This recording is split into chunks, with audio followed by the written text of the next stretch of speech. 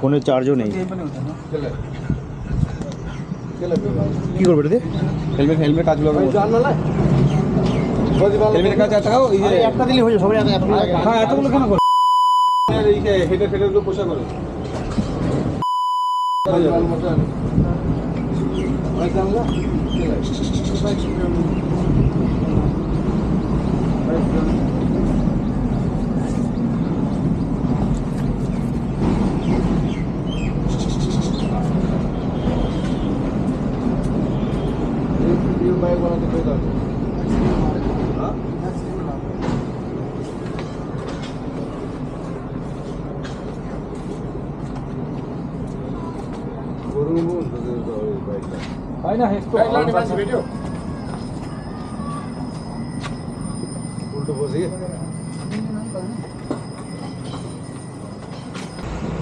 তো আমরা আজ দুদিন পর, আজকে 3 দিন হলো তাই তো, দুদিন পর মানে লাস্ট ব্লগ যেটা তোমরা দেখেছো তারা ঠিক দুদিন পর অভিষেকদের অ্যাক্সিডেন্ট হয়েছে গাড়ি। তো এখন আমরা আছি নেপালে, নেপালের থানাতে, পুলিশ স্টেশন এটা, ঠিক আছে। তো পুলিশ স্টেশনে আমাদের গাড়ি যেদিন অ্যাক্সিডেন্ট হয়েছিল তো 4টে গাড়ি, একটা দুটো এখানে, এই আমার গাড়ি আর এটা হলো অর্বেশদার। তো 4টে বাইক আমাদের পুলিশ নিয়ে এসেছিলো থানাতে রেখে দেওয়ার জন্য, যে আমরা তো অ্যাম্বুলেন্স করে নিয়ে গেছিলাম অভিষেকদাকে। তো ওখানে অভিষেকদার অপারেশন হলো, অপারেশন হওয়ার পর মোটামুটি এখন ঠিক আছে। তো অভিষেকদার ফ্যামিলির লোক আসলো, দাদারা এসছে। তো এসে দাদাদের এখন ফ্লাইটে নিয়ে যাবে, হয়তো কালকে ছুটি দেবে বা পরশু ছুটি দেবে কন্ডিশন বুঝে। তো পায়ে 4টের একটা রড বসেছে আর 3-4টে 5টা মানে ব্রেক বসছে না, ছোটো ছোটো ক্লিপ। তোমরা যারা আগের ব্লগ দেখেছো আমার, সেখানে অভিষেকদার অ্যাক্সিডেন্ট হয়েছে। আমরা নেপাল 4 জন মিলে এসেছিলাম। তো রিটার্ন করার সময় আমরা 3 জন যাচ্ছি। একজন দাদা হসপিটালে ভর্তি ভরতপুরে। তো দাদার পা ভেঙেছিল, সেটা আগের ব্লগে দেখিয়েছি আমি। তো দাদা এখন হসপিটালে আছে, দাদার বাড়ির লোক চলে এসছে, দাদা ফ্লাইটে চলে যাবে। তো আমরা সেই দাদার বাইক নিয়ে আমরা বেরোচ্ছি এখান থেকে, মানে এখন আমরা ভরতপুরে থানায় আছি। তো থানায় আমাদের 3 দিন গাড়িটা ছিল, কোনো কেস দেয়নি, রাখা ছিল ওখানে। যেহেতু অ্যাক্সিডেন্ট হয়েছিল আমরা অ্যাম্বুলেন্স করে দাদাকে নিয়ে গেছিলাম। তো লোকাল ছেলে একটা জোগাড় করে দিল পুলিশ, ওখান থেকে লোকাল ছেলেটাকে আমরা নিয়ে যাব রক্সোল অবধি। 99 কিলোমিটার এখান থেকে, ভরতপুর থানা থেকে। তো ওখান থেকে গিয়ে লোথার, অ্যাকচুয়ালি লোথার থানা এটা। তো লোথার থেকে 99 কিলোমিটার যাবে রক্সোল অবধি। রক্সোলে গিয়ে ও গাড়ি ছেড়ে দেবে। তো ওখান থেকে আমরা বাই ট্রেন, যে দাদার অ্যাক্সিডেন্ট হয়েছিল যে গাড়িটা আর কি, সেই গাড়িটা বাই ট্রেন করে আমরা পার্সেল করে দেবো। তো এখান থেকে আমরা বেরোচ্ছি এখন লোকাল ছেলেটাকে নিয়ে। লোকাল ছেলে নিচ্ছে 3000 টাকা, মানে নেপালি 3000 টাকা। তো এই দাদা এখানকার লোকাল, লাস্টে পেয়েছি অনেক কষ্ট মষ্টে। 2-3 ঘন্টা এখানে আমরা থানায় ওয়েট করেছি। তো একটা কেস করলো, কেস বলতে একটা পেপার দিয়েছে শুধু লিখে, বর্ডারটা ক্রস করে দেবো আমরা এই গাড়িটা নিয়ে, তার জন্য পেপার লিখে দিয়েছে। আর দাদা 3000 টাকা নেবে, নেপালি 3000 টাকা। ও দাঁড়াচ্ছে কেন?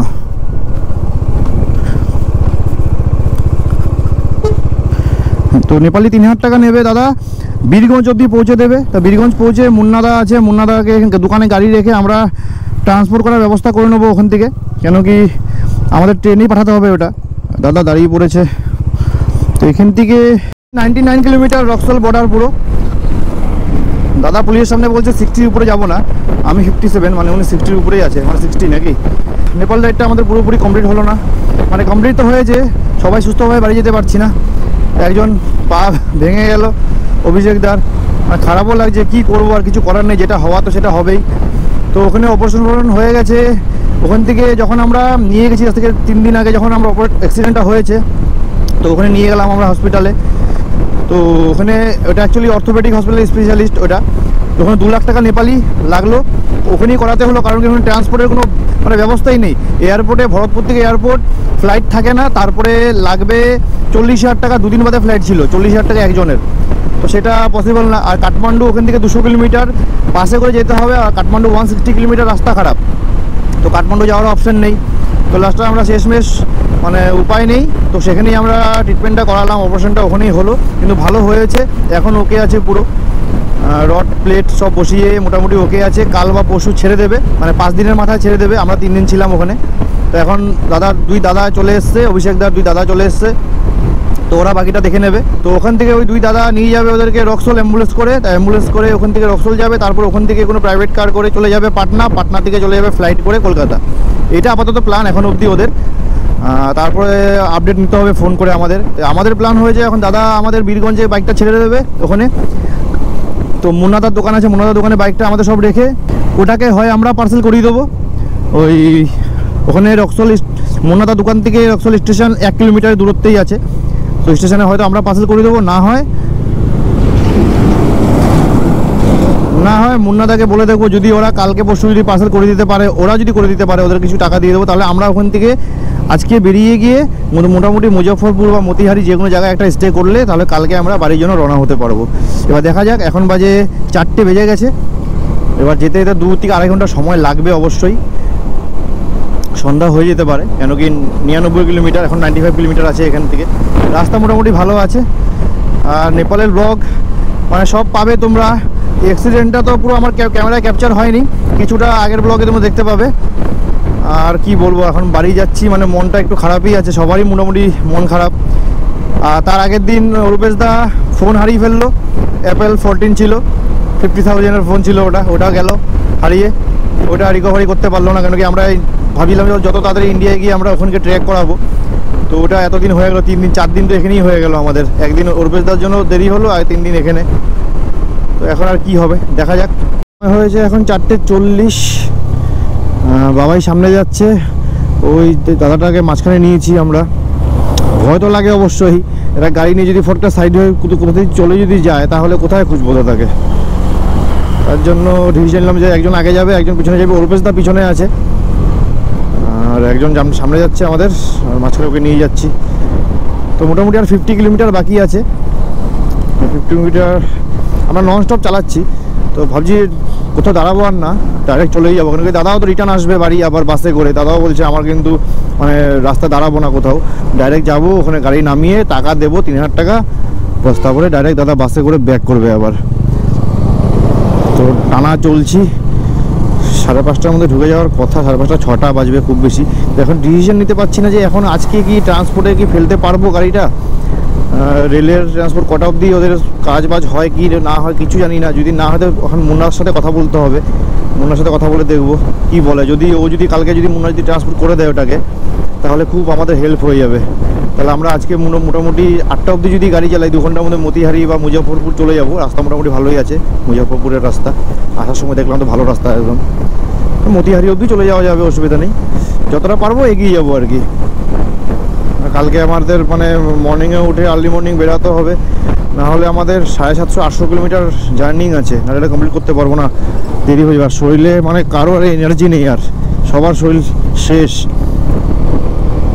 তো দেখা যাক এখন কি করা যায়, আগে বীরগঞ্জ ঢুকি, তারপরে মোটামুটি বুঝতে পারবো আর কি করা যাবে। এখন রেলের ইসে খোলা আছে কি নেই সেটা তো আমাদের কারোর জানা নেই, আগে গিয়ে পৌঁছাই। आइए 5:55 এসে পৌঁছালাম মুন্নার দোকানে।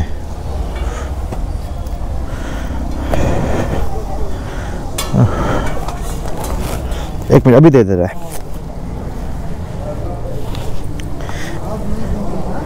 हाँ आइए इधर आइए भैया, 3000 रुपये दीजिए तो।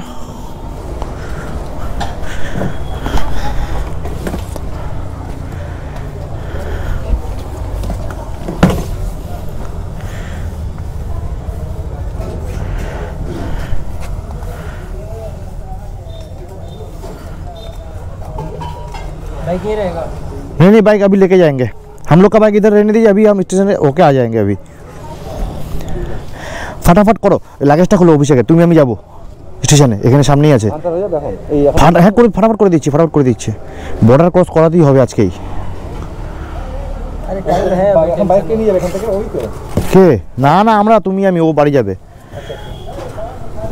আরে গ্লাস পাতলো রেখে যাও, আমরা এখানে লেখা থাকবে। হ্যাঁ সব রেখে যাবো, আমার গ্লাভস ওখানে, এটা কার গ্লাভস? আমার এটা दादा 1 मिनट दाঁড়াও। 3000 है, 3 लिए। हम लोग भैया गलत नहीं है, समझे? सब ये दादा व्यवस्था कर दिया है, आप ऐसे के लिए टेंशन कर रहे थे, हम लोग ऐसा हो गया, चलिए थैंक यू भैया। चलिए हम लोग बस मिलेगा, बस मिल जाएगा उधर। बस अहिले तपाईको त्यहाँबाट नपाए नि नाइट बस समाति होला मजाले। कहाँनिर त्यो बस पासपोर्ट चल्ने होइन? माइल कसरी लिन्छ भाडा? तपाईको लोथरसम्म त यो कहाँ पुग्ने हो 5 पार्कसम्म चाहिँ अटोले अटोले 30 रुपियाँ नेपाली लिन्छ हस् ल है हुन्छ दाजु ओके चलो चलो ओके चलिए ओके अच्छा से जाइए हम लोग एक देश से एक देश घूमने आए हम लोग ऐसा नहीं करते कभी বাড়ি আস্তে আস্তে আমরা এখন যাচ্ছি অভিষেকদার গাড়ি নিয়ে স্টেশন এখানে সব পেপার দেখাতে হবে কোথায় জানি না সব ফটোকপি আছে আমাদের কাছে বাবা ওই গাড়ি চালাচ্ছে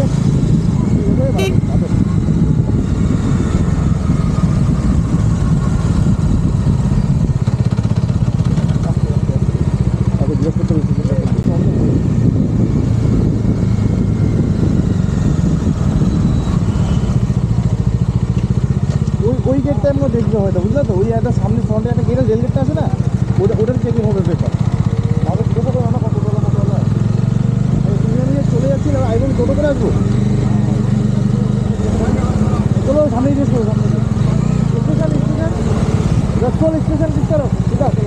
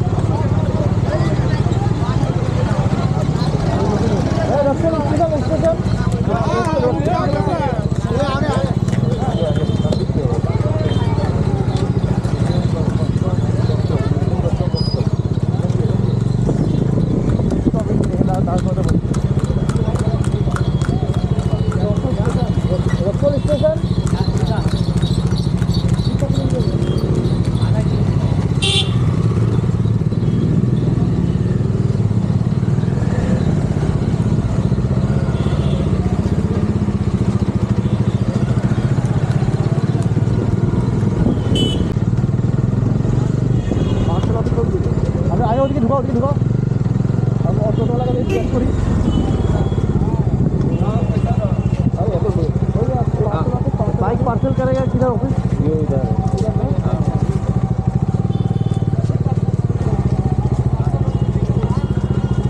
किधर से जाएंगे रास्ते से जाएंगे क्या सामने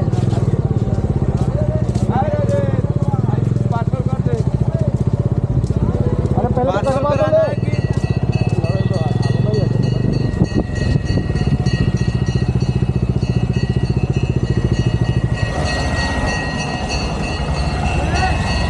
स्टैंड में लगाना है कि पार्किंग में ट्रेन पे लगाना है कलकत्ता वाला पहले तो कटवाएंगे ना फ्लिप हाँ तो वो तो उधर है ठीक है इधर बंद है क्या अभी खुला है ना अभी बंद हो गया होगा আমরা এখন পার্সেল অফিস যাচ্ছি দেখি কত টাকা বলে কিনা বলে ভিতরে ক্যামেরা অ্যালাউ নেই বন্ধ করে দিই আমি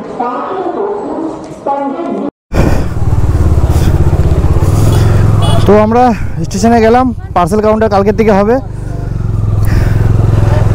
কালকে সকাল 7টার দিকে 9টার মধ্যে যেতে হবে পার্সেলের জন্য তো একটা রুম নিয়ে নিলাম রক্সলেই কেন কি বাইকটা আমরা আবার নিয়ে আসবো না এখানে বাইক নিয়ে আসলে আবার সমস্যা এখানে বর্ডার পার করাতে হবে তো অভিষেকদার বাইকটা রেখে আমরা টোটো করে আসলাম টোটো করে এসে বাবাই আমি তারপর আমাদের বাইক মুন্নাদার দোকান থেকে টাকা পয়সা হিসাবপত্র সব ক্লিয়ার করে আমরা যাচ্ছি আবার রুমে এখন ঠিক আছে চেকিং নাকি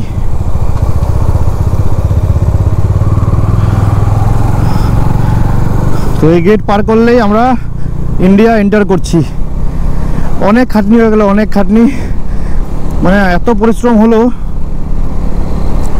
মানে কিছু বলার নেই আর তো এই গেট পার করলেই ইন্ডিয়া এন্টার সামনে একটা গেট আছে মানে এটা তো এই নেপালের গেটটা সামনে একটা গেট আছে ওটা পার করলে ইন্ডিয়া তো এত পরিশ্রম হলো আজকে তা যাই হোক আমরা বাইকটাকে বর্ডার ক্রস করে দিয়েছি মানে আর সমস্যা নেই এখন আছে রক্সলে গাড়ি যদি পার্সেল নাও করি তাও কোনো অসুবিধা হবে না কারণ কি হোটেলে যদি আমরা বলে দিই যাই যে আমরা 1 মাস বাদে এসে বাইক নিয়ে যাব তাতেও কোনো প্রবলেম নেই কেন ইন্ডিয়াতে থাকবে পার্কিং চার্জ দিয়ে দিলেই হবে যে কোনো হোটেল নিয়ে নেবে তো আমরা এখন হোটেল নিয়ে নিয়েছি অর্পেশদা ওখানে আছে অর্পেশদা আমাদের সাথেই গেছিলো তো বাবাই আমি যাই এখন রুমে ফ্রেশ ট্রেশ হয়ে তারপরে ক্যামেরাটা অন করছি তো আমরা সময় হয়েছে 8টা বাজে রুম নিলাম অবশেষে তো আজকে জার্নিটা অর্পেশদা কেমন লাগলো ভালো লাগলো আছে জার্নি পুলিশ আমাদের অনেক হেল্প করেছে পুলিশ এটা মানতে হবে পুলিশ নেপাল পুলিশ অনেক হেল্প করেছে খুবই কোঅপারেট লোকাল ছেলেরা 3000 টাকা নিয়েছে ঠিক কিন্তু এসছে এটাই অনেক 3,000 টাকা নেপালি টাকা আমাদের মতো বেশি পড়েনি, 1800 মতো কিছু পড়তে হবে, 1800 সামথিং কিছু পড়েছে, কিন্তু হেল্প করেছে। এটা যদি আমরা অন্য কোনো ম্যাজিক গাড়িতে নিতাম তাহলে 5-7 হাজার টাকা ইন্ডিয়ান মানি, তার নিচে হতো না। নেপালি 10-12 হাজার টাকা হ্যাঁ, বলছিল। 10-12 টাকা বলছিল। এটা হতোই না। যাই হোক, সেটা হেল্প করেছে। আমরা বাবাই আমরা মিলে সবাই মিলে আমরা গাড়িটা পার করে দিয়েছি। এখন হোটেলে আছি। হোটেলে এটা বিহার রক্সলে আছি। এখানে যদি আমি 1 মাস বাদেও নিই গাড়ি, কোনো অসুবিধা নেই, পার্কিং চার্জ দিয়ে কোনো অসুবিধা নেই। কালকে আমরা মর্নিংয়ে পাশেই স্টেশন আছে, রক্সল স্টেশন, তো এখানে পার্সেল করে দেবো। সকাল 7টা থেকে 9টার মধ্যে যেতে বলেছে আমাদেরকে, ওখানে পার্সেল করে দেবো। ঠিক আছে, পার্সেল করে তারপরে আমরা বাইক নিয়ে বেরিয়ে যাবো। কিন্তু আমার মনে হচ্ছে যদি 12টার সময় যদি এখান থেকে বাইক ছাড়ি আমরা বাড়ি পৌঁছে দেবো, আমাদের অনেকক্ষণ লেগে যাবে। তো যাই হোক, আজকে ব্লগে বেশি কিছু আর মানে করবো না। নেক্সট ব্লগ মানে সেটা যেটা পার্সেল করবো সেটা একটা আসবে। আমি হোটেলটা দেখিয়ে দিচ্ছি এবার। প্রত্যেক ব্লগে আমি হোটেল দেখিয়ে দিই যে যেখানে আমরা থাকি আর কি অ্যাকচুয়ালি। তো সেখানে যদি রক্সল, তোমরা তো নেপাল যদি আসো তাহলে এই রক্সল হয়ে গেলে রক্সল তোমরা থাকতে পারবে। হোটেলও দেখছো এরকম বড়, অনেকটা বড় সড়ো রয়েছে, পার্কিংও বিশাল ভালো, ওদিকে পার্কিং রয়েছে। ঠিক আছে, তো এখানে এই আমাদের গাড়ি দেখিয়ে দিচ্ছি আমি। এখানে পার্কিংয়ের ভালো ব্যবস্থা রয়েছে। আর এই বাইরে স্টেশনের পাশেই রুম নিয়েছে 900 টাকা। ঠিক আছে, ভালো রুম নিয়েছে 900 টাকা। এটা হলো এই বাইরে বিহারে। তো স্টেশন এখান থেকে পাশে রুম নিয়েছে 900 টাকা। তোমরা যদি কেউ আসো তো এখান থেকে যোগাযোগ করে দিতে পারো। ভাইয়া কার্ড দিয়ে দিয়েছে।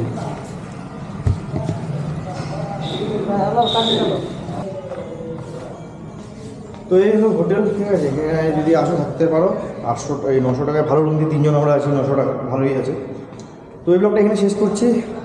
নেক্সট ব্লগ যেটা আমরা অভিষেকদের গাড়িটা পার্সেল করবো আর আমরা বাড়ি রিটার্ন করবো কীভাবে সেটাই থাকবে। তো ঠিক আছে, এই ব্লগটা এখানে শেষ করছি। খুবই তাড়াতাড়ি আবার নতুন ব্লগে দেখা হবে। এখন চলো টাটা।